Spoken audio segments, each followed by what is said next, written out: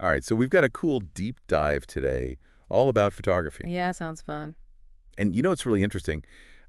We've got this list of episode titles. Oh, yeah, I saw that. It looks like it's from some kind of online course, but we don't actually have like the course content. Like just the titles? Yeah, exactly. Yeah. So it's like we have this treasure map leading us to different photography styles and techniques without the actual instructions. Oh, that's a cool way to put it. A treasure map. Right. Yeah, I like that. So we're going to see what we can figure out just from these titles. That's going to be a fun challenge. It is. And, you know, it's interesting because even just looking at the titles gives us a sense of how learning photography might actually work. Absolutely. It's like a roadmap, Totally a roadmap. starting with the fundamentals and then branching out into more specialized areas. Okay, so let's jump right in. The first 4 episodes are portrait, landscape, street, and macro. Those are the classics. Yeah, and each one, like, has a completely different vibe. Yeah. For sure, like with portrait photography, you're trying to capture someone's personality and emotions. Right, and then with landscape photography, you're dealing with these vast scenes and trying to convey that sense of scale and grandeur. And street photography, it's all about capturing those candid moments, the energy of life as it unfolds. Yeah, and then macro photography is like entering this whole other world, zooming Wow. in on tiny details that we normally miss. Exactly. And you know what's interesting is that even though these genres seem so different at first, they all share some fundamental Oh, principles. totally. Like you need to understand things like composition and how to use light effectively no matter what you're shooting. Exactly. It's like learning the alphabet before you can write a novel. I like that analogy. And one of the most important things you learn in these foundational genres is how to tell a story with your photos. Yeah, because a photo without a story is just like a snapshot. Right. It needs to have some kind of impact or meaning. Okay, so once you've mastered the basics, it looks like this course moves into some more specialized genres. Yeah, let's see here. The next two are astrophotography and architectural photography. Okay, I'm particularly excited about astrophotography Yeah. because who doesn't love looking at those incredible photos of the night sky? Oh, they're amazing, right? It's like capturing a piece of infinity. I know.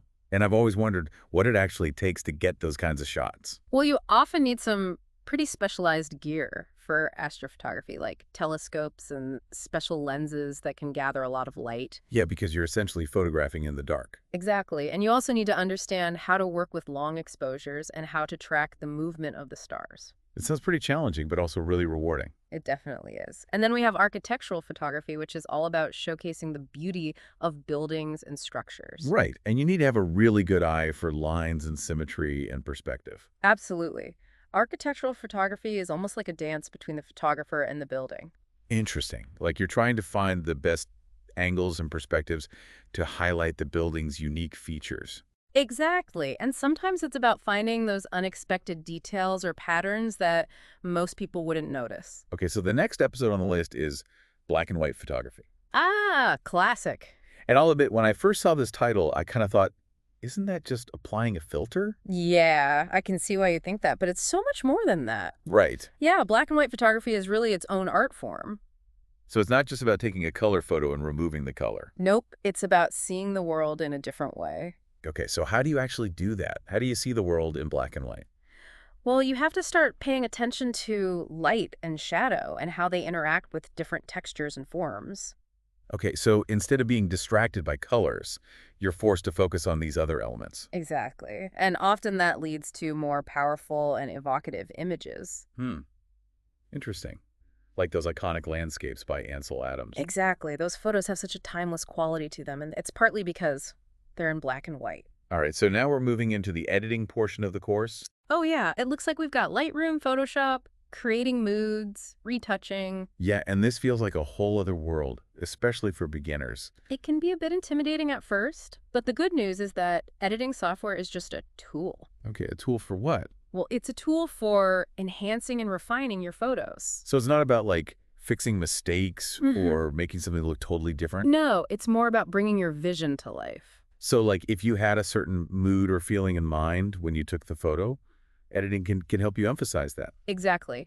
And you can also use editing to guide the viewer's eye to certain parts of the image or to create a sense of depth or movement. Hmm. So it's like you're adding another layer of storytelling. Precisely. And don't forget about retouching, which can be really helpful for removing distractions or enhancing details. Oh yeah, I've seen some pretty amazing before and after photos where Retouching made a huge difference. Yeah, it's pretty amazing what you can do with these tools, but it's important to remember that editing should always serve the photo. Right. It shouldn't be about trying to make something look perfect. Exactly. It's about finding the right balance between enhancing the image and staying true to the original scene. Okay, so let's look at the last 3 episodes on our list. All right, it looks like we have choosing the right equipment, listener Q&A, and tips from a pro. So now we're getting into the practical stuff like what gear to buy and how to learn from more experienced photographers. Yeah, and I think these episodes are really valuable because they highlight the importance of community in photography. Oh, that's a good point. Like you're not on this journey alone. Exactly. It's so helpful to get feedback from others, to learn from their mistakes, and to be inspired by their successes. And you know what I really like about this course is that it seems to encourage that sense of community. Absolutely. The listener Q&A and tips from a pro episode suggest that there's a whole network of people out there who are passionate about photography. And they're willing to share their knowledge and experience. Exactly. So even if you're just starting out, you don't have to feel intimidated. Yeah, because there's a whole community of people who are ready to help you on your journey. And that's one of the best things about photography. It's something that can bring people together. That's true. And you know, after going through all these episode titles and talking about all these different styles and techniques, it makes me wonder, what are you most drawn to? That's a good question. Yeah, like what really sparks your curiosity? What makes you want to grab a camera and start exploring? That's something for our listeners to think about too. Totally. What is it about photography that speaks to you? What kind of stories do you want to tell with your photos?